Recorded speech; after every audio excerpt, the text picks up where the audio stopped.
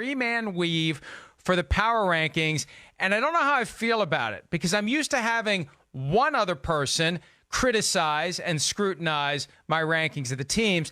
I'm going to get ganged up on today. I can feel it coming. And we're going to be glad to gang up on you, Mike, because you know what? I haven't even seen him yet, and I can just tell you this right now. You're wrong. All right, here we go. Come on, without further ado then, let's get into it. The top 10 after 13 weeks of the NFL season. Back at number 1, and they ain't going anywhere until they lose a game, the Baltimore Ravens. Now it gets interesting, a little shakeup in the rest of the top 5 because the 49ers and the Patriots both lost. I've got the Seahawks bumping up from 3 to 2, one spot ahead of the Saints, who have gone from 5 to 3. The 49ers dropped from 2 down to 4. The Patriots from 4 down to 5. Texans up 3 spots to number 6. Packers hold steady at 7. Chiefs hold steady at 8. The Bills up 1 to 9, and the Vikings down 4 spots to 10. All right, Chris, I'll give you the first crack. Tell me where it's wrong. Tell me where it's right. Well, I don't know if I look at anything and say it's totally wrong. I mean, I like a lot of things. I probably would have still put the 49ers above the Saints for now. I understand why you didn't, because they come off a loss, and the Saints haven't lost in a few weeks, so that's why you do it. But my feeling still is that the 49ers are a little bit better, so I want you to explain yourself on that, all right? And then the other one is, what is it going to take for the Bills to get up there with, to number 6 in front of teams that don't have as good a record for them? That would be just the two things I want to ask you about. You know first. what it's going to take? Yeah. You know what it's going to take? Beat the Ravens this week. You beat the Ravens this week, and you'll be in the top 5. Okay. Right, Peter?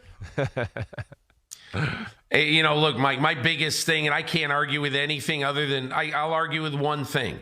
New England Patriots should be number 8. And 6, 7, and 8 right now should all move up one spot, because what we saw the other night is not going away.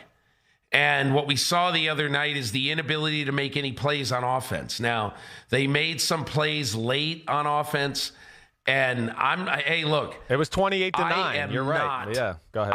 I am not putting dirt on the Patriots yet. Absolutely, unequivocally not. However, right now, the Green Bay Packers, the Houston Texans, and the Kansas City Chiefs, today, right now, all on a neutral field, would beat the New England Patriots. That's why they should be 5, 6, and 7, and the Patriots should be 8. Yeah, and the thing about the Patriots, I think they want us to throw dirt on them. They want to hear they're done. They need that from time to time to give them a little kick in the butt. And I think enough people are saying it, or they can just claim that people are saying it. They've done that in the past as well. Nobody believes in us. Everybody believed in you last year, Tom. Yeah. But fewer people believe in them this year. And it's hard, though. They got 10 wins. And it comes down to the schedule. The schedule's been easy. That quarterback graveyard that we showed on the NBC broadcast Sunday night, a bunch of guys that plenty of teams, if they had the opportunity to play that guy, would beat that guy, and the Patriots indeed did. Let's move on to the next 10. The Steelers holding steady at number 11. I couldn't find a spot for them in the top 10 because they are 7-5. Even though they got the big win over the Browns, they're still there at number 11. They're still clinging to their playoff hopes in the AFC. At number 12, the Titans. And again, I didn't know where to move them. Huge win over the Colts, but there's nowhere up at the very top of the second 10. Rams up 4 to number 13 after shredding the Arizona Cardinals. They're also 7-5. Cowboys fall 1 to number 14. Bears get 5 bump spots. Look, I know the Bears haven't played anybody, but they're in position to make something happen now. They've won 2 games in a row, and the other teams that they jumped haven't. The Raiders down 2 to number 16. Colts at number 17, they're down 2 spots. Bucks get bumped 4 spots to number 18. The Browns are down 3 to 19, and the Eagles drop 2 spots to number 20. Peter, what do you think of those? 16 through 20, can we just, a gigantic blanket of meh over 16 through 20? I mean, how do you like any of those teams right now? The Raiders look really good, and they've lost the last 2 games by a combined score of 9-3. And, so at some point, you are what your record says you are. And those teams, the only thing I would say to you, Mike, is 16 through 20. If you had them 25 through 30, I couldn't argue with you. Yeah, it is. I mean, it is an uninspiring list. The one team I still look at there, though, through 16 through 20 a little bit is the Colts. I mean, if they could just get T.Y. Hilton back and Paris Campbell back and some guys like that, they'd have a chance. And, of course, their field goal kicking is killing them. I mean, it's killing them. There's no other way to say it. It was, what is it, 3 missed field goals? I know 2 of them were blocked last week. It's those issues. The other one I find interesting, and I want to hear what you guys think. I don't know what to think of the Tennessee Titans. The Tennessee Titans, I look at them and go, they're not screwing games up. That's for sure. They are running the ball better, but their defense is good, not great. The offense is just solid. They just never die, and it's unbelievable. And 2 of their last 3 games, they've won off of blocked field goals. I mean, I don't know if that's sustainable. So I'm like, that's a team where I don't know how to feel about the Tennessee Titans right now. They're 7-5, good for them. Mike Vrabel, they fight, but I just don't know how talented or how good of a football team they really are. Yeah, but the fact that they have a special teams, they have a special teams coordinator that has these guys believing they can block field goals. And the flip side is, in Indianapolis, between clinging to Adam Vinatieri, clinging to the special teams coordinator, at some point you got to start firing people if you want to make your team better. And if the Colts don't make it to the playoffs, they can blame their inability to make extra points and field goals as the reason for their failure to get there. And that's unforgivable in today's NFL. Look, Adam Vinatieri this year has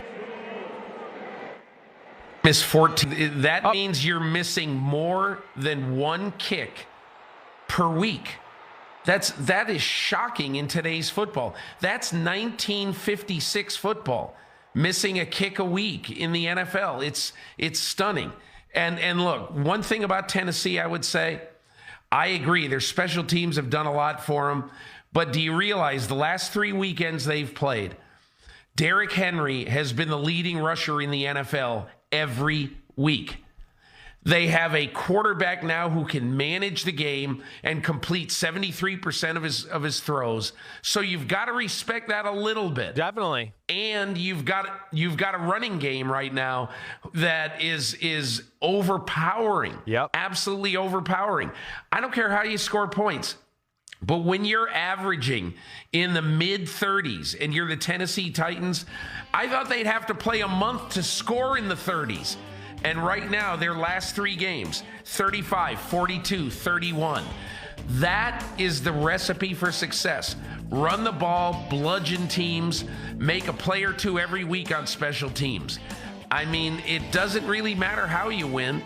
They're just winning, and they're beating decent teams. They beat Kansas City, and they beat Indianapolis. No, I know. I hear you.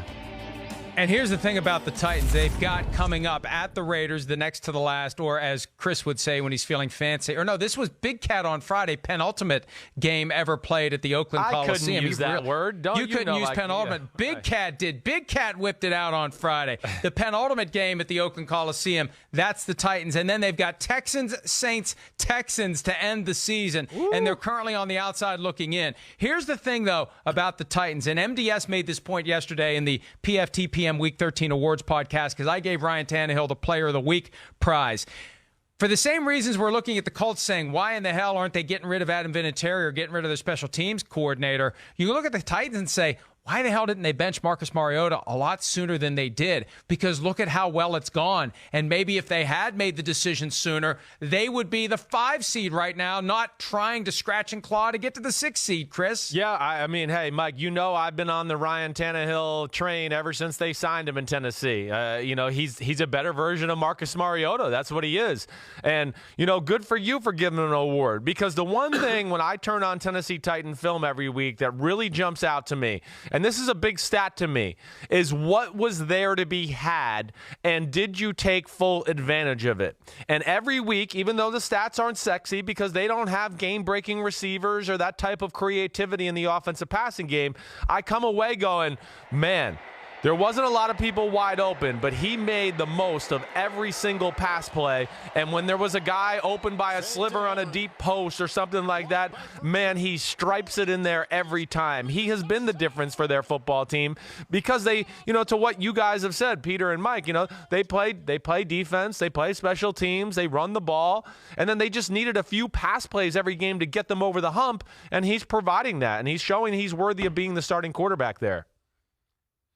It is amazing when you look at his career and how many struggles he had with Miami, and he was kind of a work in progress. He'd been converted from receiver to quarterback before he was the 8th overall pick. He was ascending in 2016, had the knee injury, and then it went the rest of the way in the 2017 training camp, and now it's all falling together. And Peter, as you pointed out, he's completing nearly 73% of his passes. And Chris, it's because he's delivering the ball to the right guy. Yep. He's making the right decision, and he's delivering it accurately. That's how you complete 3 out of 4 of your passes, Peter. And again, they're on the outside looking in right now. They need the Steelers to falter, and they've got some tough games.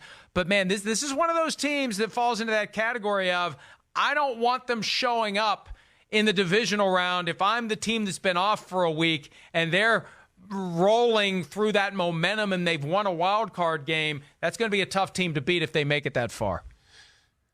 You know, the other thing I want to give credit to with Tennessee is the fact that John Robinson learned something when he worked as a scout in the Patriots organization under Bill Belichick and Scott Pioli.